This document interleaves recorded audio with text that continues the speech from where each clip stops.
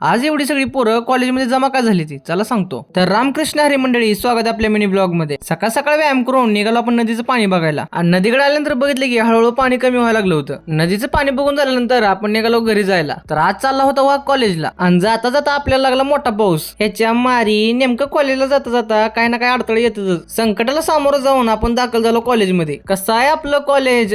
नाद करती काय? आणि तुम्ही नाद करू बी नका, कारण दिसण्यावर जाऊ नका. जैसा दिखता है वैसा नहीं होता, सब आंखों का धोका है. बात तो सही है. ते जाऊ दे, तुम्ही या पोराशींचा खेळ बघा. ही काय खेळती ती ना आपण काय खेळत होतो. गप्रे इंग्लिश मिडियमची ती. गजब बेइज्जती है.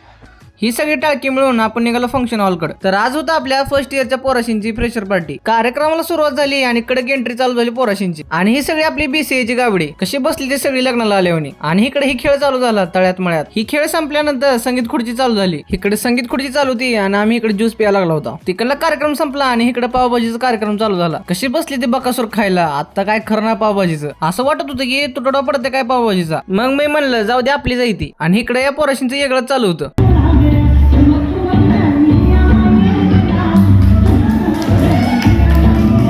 बाकी काय बी असू दे, पोरं भारी नाचली. आणि दुसरीकडे ही पोरं अशी नाचायला लागली होती, नुसता धिंगाणा. आणि ही बघा येडं कसं नाचायला लागले. कार्यक्रम झाल्यानंतर आम्ही 3 माकडं निघालो घरी जायला. आपल्या विनय भाऊची बुगाटी घेऊन निघालो स्टँडवर पोहोचलो आणि घेतलाय 2 माकडांचा निरोप आणि बसलो आपल्या लालपरीत आणि रवाना झालो घरी जायला. असं येडचाळ करून पोहोचलो घरी. तर मंडळी, कसं वाटलं आजचा मिनी ब्लॉग कमेंट करून नक्की सांगा आणि आपल्या चॅनलला सबस्क्राईब करायला विसरू नका. भेटूया पुढच्या येडचाळ ब्लॉग मध्ये. तोपर्यंत रामकृष्ण हरी.